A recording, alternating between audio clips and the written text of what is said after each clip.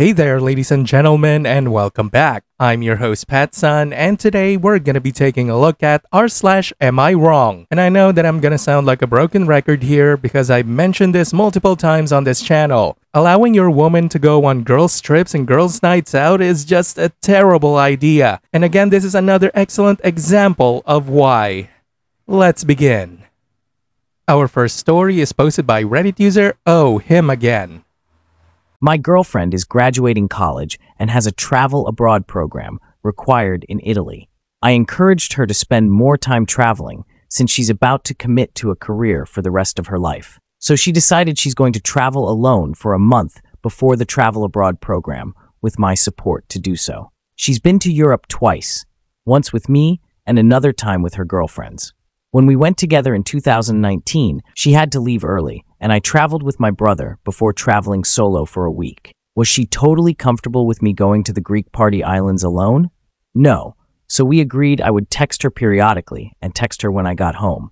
I did. Fast forward to the present where she meets up with her girlfriend to go to Ibiza, party island. Am I totally comfortable? No. Thus again, we agreed to just text periodically and let me know when you get home safely. I don't hear from her for 8 hours. Apparently, she locked her phone for 3 hours and couldn't message me when she got home before falling asleep. I was slightly frustrated and asked some follow-up questions about how that happened, because it's odd.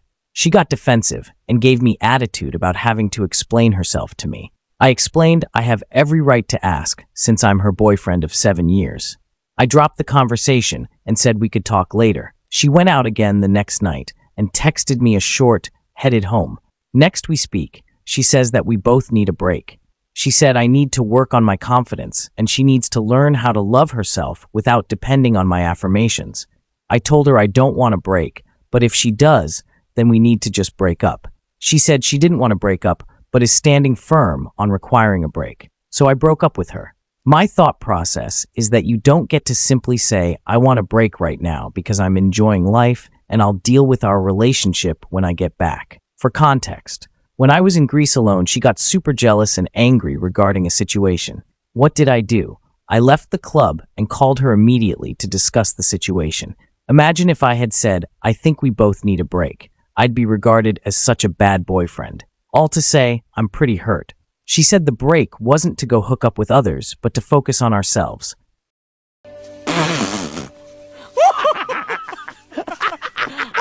Now I've given her all the space she needs.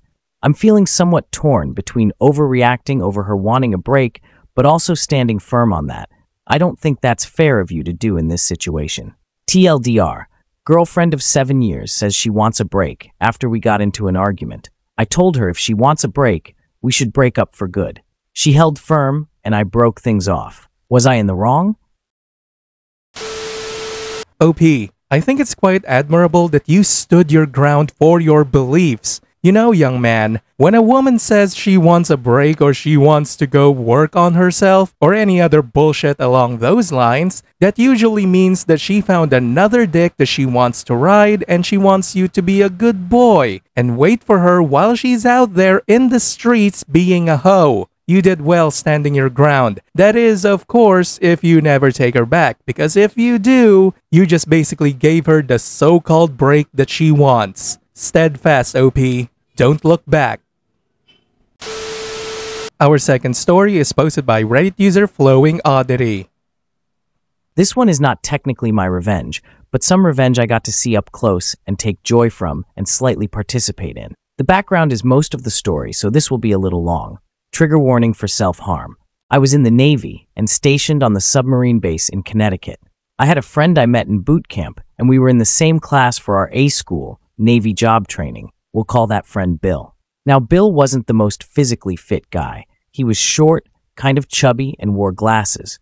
However, Bill was really smart, and as the sonar technician he was meant to be would have been amazing. He had a pragmatic way of looking at things I really valued in a friend. And I know it would have made him successful if he had made it out to the fleet. While in school, we had a couple of petty officers that were hard asses.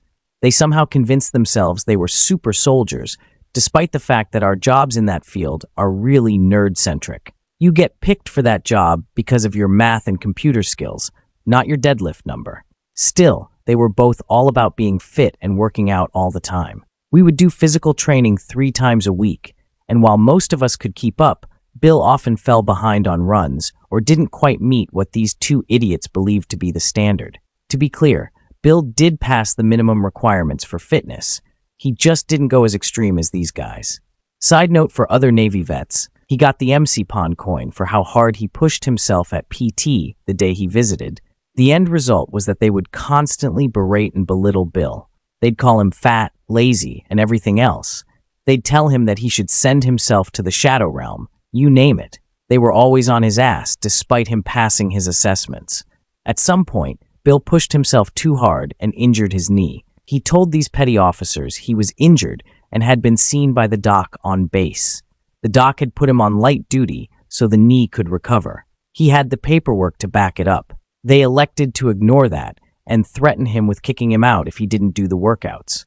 So Bill kept pushing himself, injuring himself more, and his mental health degraded the whole time. In my time in the Navy, you didn't get mental health services really. The only person to talk to like that was the chaplain. For those who don't know, the chaplain is the religious leader, usually a pastor, priest, or rabbi that has signed up as a commissioned officer.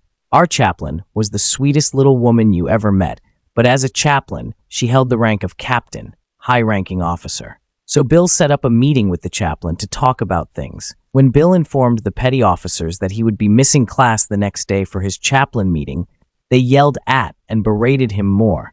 They called him a pussy, useless, not fit for the Navy, and everything else you can imagine. They convinced Bill he was being weak and the chaplain wouldn't care about his issues, that nobody would care. They promised to make life even harder if he didn't show the next day. So he canceled his meeting. Evidently, bad luck hit, and that night his girlfriend was also breaking it off with him. She wasn't worth his time or money, but he couldn't see that. That night, I awoke to a 3 a.m. call from Bill. I couldn't hear anything, and I asked several times, "Bill, you there? Are you okay?" It wouldn't have been the first time that I got a drunk dial from one of my friends after a hard day like Bill had. Sailors have been known to drown their sorrows a bit. Eventually, I figured it was a butt or drunk dial and hung up and went back to bed. I still regret that decision. The next day, all hell broke loose. Me and a couple other friends got calls from Bill's now ex-girlfriend informing us he was in the hospital because he slit his own throat. Turned out a few of us got that 3 a.m. call, but Bill couldn't speak at the time and was kind of out of it due to blood loss. We finished what we had to do on base and rushed over to the hospital. As we got there, the chaplain was on her way out and we passed her in the hallway. She spoke to us briefly to say that Bill would be okay and she wouldn't forget this. I have never seen a look on someone's face that so accurately depicted raw, unfiltered rage. It took us all by surprise because she was such a small, sweet, and personable lady. But the look in her eyes, you could just tell she wanted someone to pay for this. She wanted revenge. And we all knew she wore the kind of rank that could get it done. We visited Bill, who could barely talk, but he told us the story of what had happened, what he was thinking at the time, and how glad he was it didn't work. Apparently it was cold enough that the blood clotted on the outside of his neck and made a kind of patch that kept him alive long enough for the EMS to find him and get him to a hospital. The doctor said he missed his carotid by about a millimeter. A week went by and we hadn't heard anything until we got called in by the chief of the training command, the boss to these petty officers. He said he wanted to check on the rest of us and make sure there weren't any other issues with these guys he wasn't aware of, and that we were all okay. I let him know about an ass chewing he gave me a few months back, that I was really set up by these guys and they had lied to him. My friends cited a couple other examples of their own, with these guys being generally shitty, dishonest people. I don't think it mattered. I think their fates were already sealed and we were being asked for more ammo to bury them with. The next day, they were nowhere to be found, and we were introduced to new instructors who would be taking over our training permanently. After class, I decided to stop by and ask the chaplain what happened. She told me she had never been more disgusted by the actions of a sailor more than these two guys who convinced someone not to come see her. She teared up a bit, regretting that she didn't get the chance to help Bill before he made his attempt. In her mind, it was these two that precipitated and enabled Bill's attempt. So on to the revenge.